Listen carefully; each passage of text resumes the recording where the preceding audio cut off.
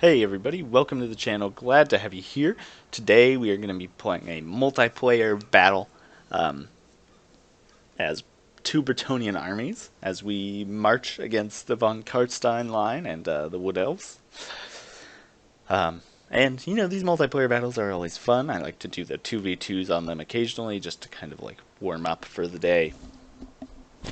And you can get some pretty fun matchups. I really don't like 2v2 in quick battle unless I know the person I'm matching up with, because it can go poorly. Um, so I like to do the 2v2s when your rating is not involved. Anyways, I bring a typical Bretonnian army here. I have 4 foot squires in the front. I've got 3 Grail Pilgrims. I also have 3 Spearmen at Arms. As my flying contingent, I have Royal Pegasus Knights and Leon Leoncoeur. And over here, I have 2 Grail Knights. And I brought these guys because I wanted some magical damage against the Wood Elves and the Vampires. I figured that would be helpful because they have a lot of physical resistances and stuff like that. And ethereal units, they're good against. So, my ally has a main line here of Men-at-Arms with Shields, kind of meat shielding for his Grail Battle Pilgrims. He's got a foot squire on each side. He's got just a prophetess of beasts. That's super cool. Don't see her often. And we have 2 questing knights. And then back here hidden away, he's got 3 knights of the realm. So let's go take a look at the elven player. So he's got stuff scattered everywhere. Over here he's got Deepwood Scouts and 2 Wild Riders. Where else does he have stuff? Over here. He's got 2 over here. He's got 2 Glade Riders. So these are the Skirmish Cavalry variant. Over here he's got a main line of 4 Deepwood Scouts. And then 5 Eternal Guard with Shields. The Vampire, and he has I believe an ancient, just a regular tree man here. And then his lord is this Glady. So the one with the net. So definitely something to watch out for. The Vampire counts. Lots of hidden away units. He's got 4 Skeleton Spearmen hidden away in these trees. He's got zombies over here to help the elf player. He's also got a Vargolf and a Terrorgeist. He's got a huge cavalry contingent. He's got 2 Necromancers, a Master Necromancer and a Necromancer. Definitely don't see that very often. Maybe you're going to be stacking some Raised Dead or stacking some Invocations. So we'll see how that goes. He's got 2 Black Knights and a Blood Knight. Back here he does have his core force hidden away, 3 Graveguard with Grey Weapons, and 2 Skeleton Warriors. So we're going to get this started because it's not too long of a battle, but it's a little bit of a battle. And so we deployed over here because we didn't want to kind of mess with this tree business. We just wanted to get as best of a fight that we could, and we didn't think we'd have the range advantage because none of us have any ranged troops. So we deployed on this side so we could just kind of charge up this hill and get some initial, at least fair, flat ground on this side. Because we figured they'd be deploying over here. I'm moving my Grail Knights far over to this side. I can't see these guys, of course. And I'm hoping to kind of bring some stuff down here so I can attack it as it charges out of this forest. So that was kind of the idea. But also, with these 2v2 battles, you don't really have to worry about the middle too much. You can have all your force far on one side because your ally has the force on the far left flank. So it leads to some interesting deployments and dynamics. You can see here nice defensive line from the Wood Elves with this cavalry force coming around the side from the Vampires. He's got all 3 of his units over here, which is nice, letting my ally kind of get up here. But it is slightly worrying. All of this is a lot over while I attack the main line. I basically would be getting 2v1'd over here. So I'm hoping my ally pushes up quickly. But you can see I'm moving my cavalry up the hill as far as I can. And I'm kind of moving, just posturing up here with my ranged troops, hoping to bait him into this battle here. Because it looks like he has a superior force. But with my air troops there, I would definitely win that engagement. So here we go. Deepwood Scouts are going to be opening fire. And my foot squires are going to take a ton of damage from these guys. So, nothing really I can do about that, sadly. Would not be fun to be this. You can't even see them yet. You don't even know what you're getting yourself into. You're just dying. All you can see is a dirt wall. It's very exciting. You can see they're just devastating volleys as my main line tries to engage. You can see the vampire coming up here. Oh, and we do have our first engagements. Knights of the Realm here got ambushed by these Wild Riders. Great use of these guys. I'm not sure if they're going to win that fight, but they should do pretty well. And here, looks like we are going to get a countercharge on this side, so that's very, very good. If you could break one of these off and come around over here, that would be ideal, but there's a lot going on currently, and so I wouldn't be surprised if that's not possible. You can see here my Grail Knights discovered these guys, but they're not going to care.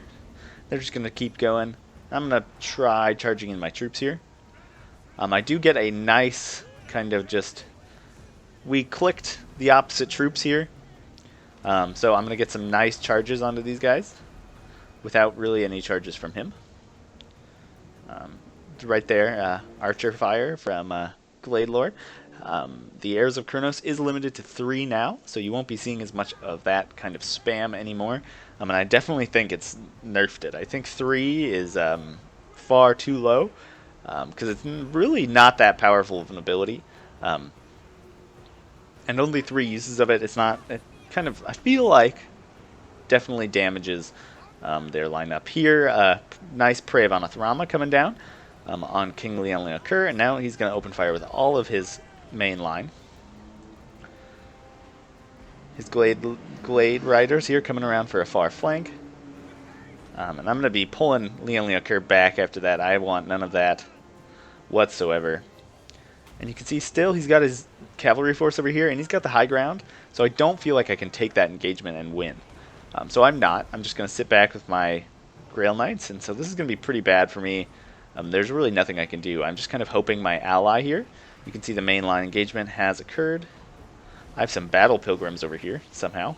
The main line has occurred here, and he's going to do not too well against these Graveguard with his Battle Pilgrims. You definitely want your Foot Squires in that battle. You can see here Earthblood coming down, so that's going to be okay, and I'm going to just keep falling back here. I don't need to take that fight, but I do see his Glade Lord, who is very tired from all the firing it's doing, is going to be kind of overextending itself. Over here you can see the vampires still got some reserve units in the back. This is kind of just turned into a slog fight around this prophetess. Especially with that tree man in there, it's going to be hard to win that. But you can see he's kind of charged in some of these guys into the side, which is going to be great for me. But there is this Vargulf in here, and he's going to be tearing up some Foot Squires. They definitely don't want to be in that fight at all.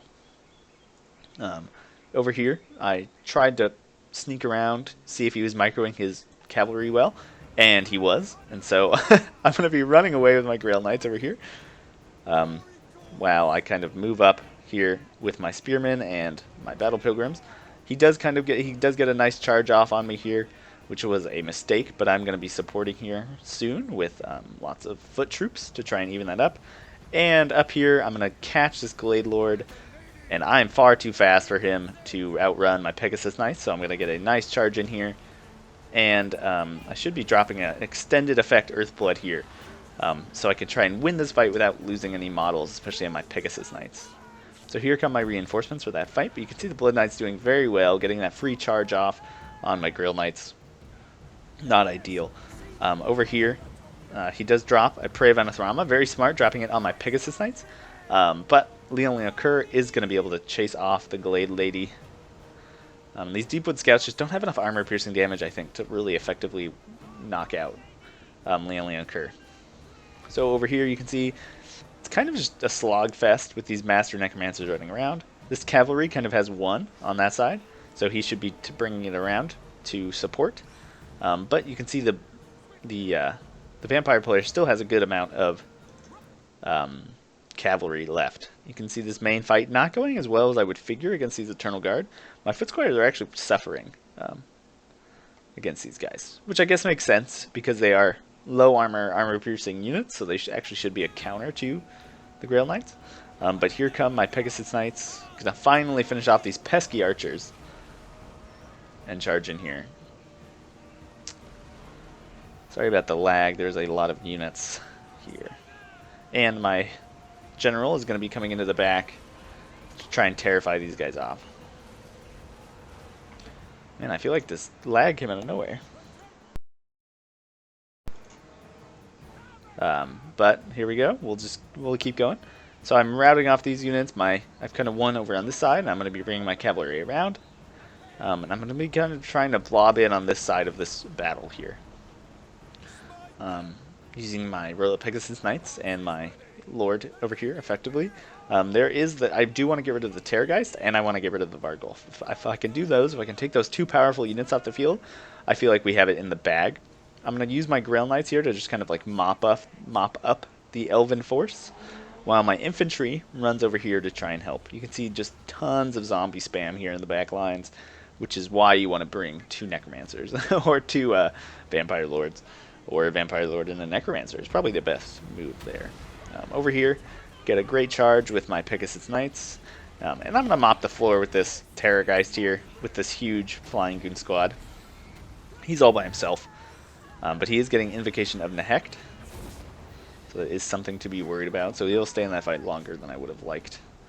Over here, this Vargulf, losing decisively to some Spearmen.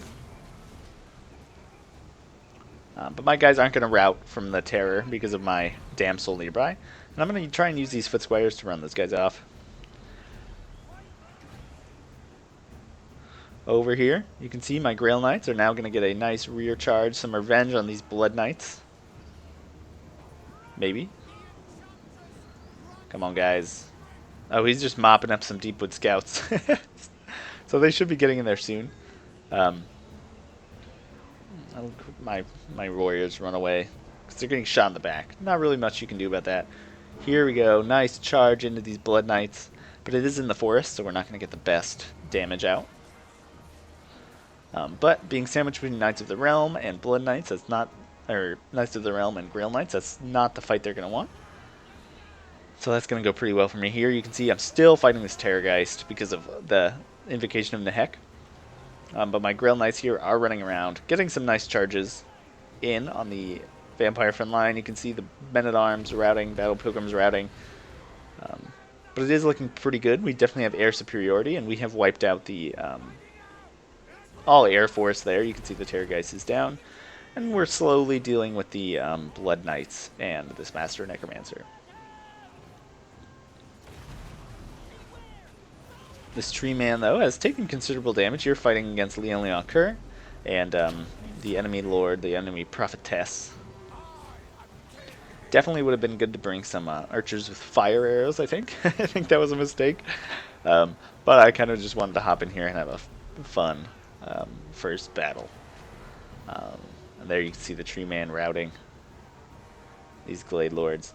And why I love these Pegasus Knights so much is they actually you can see they caught these Glade Riders and ran them off the field. So having that super high movement speed, same thing with the Centaurs, having that super high movement speed is very effective. Oh no! Oh man. We lost the, okay.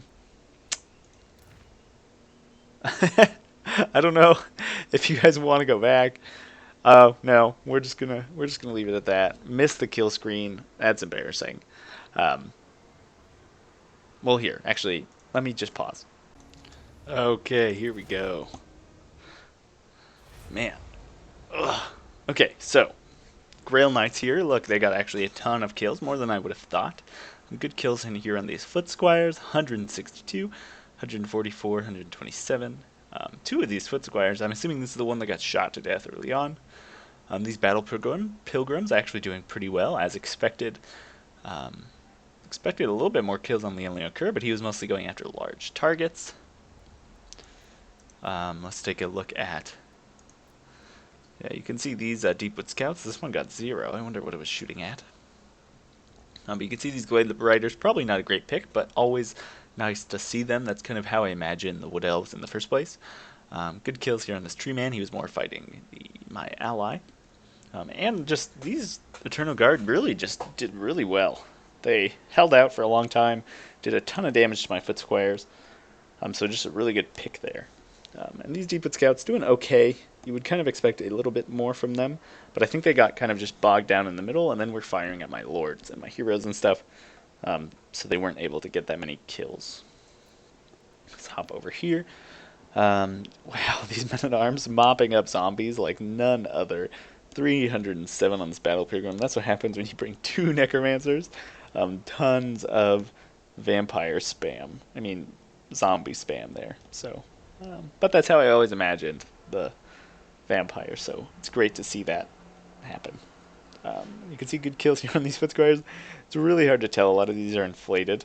But these Knights of the Realm probably were mostly actually kills. They destroyed the Wild Riders, and they helped finish off the Blood Knights in the end. So definitely doing good work there. These Questing Knights full health with 120 kills. Definitely mopping up some zombies. Yeah, wow. You can see these Blood Knights, 107 good kills, 110 on the Spargolf. That is hard to imagine. 0 kills on that Terrorgeist. What was it doing? Well, before I attacked it with my heroes. That might be something to watch out for. But definitely a misuse there. An amazing unit. You can see these Graveguard with great weapons doing really good, especially against those Battle Pilgrims and the Men-at-Arms with shields. So those were a good pick. They just got kind of worn down probably by some rear charges or something. So there we go, end screen. Anyways, thanks for watching, and that's that.